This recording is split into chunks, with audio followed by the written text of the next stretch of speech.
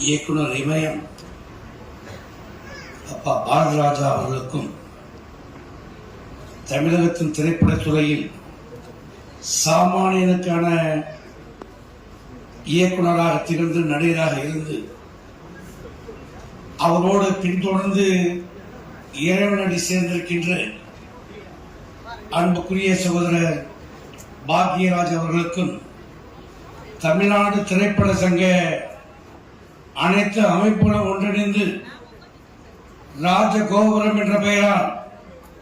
ஒரு நினைவாஞ்சலியும் புகழாஞ்சலியும் நடத்திக் கொண்டிருக்கின்ற வேளையில்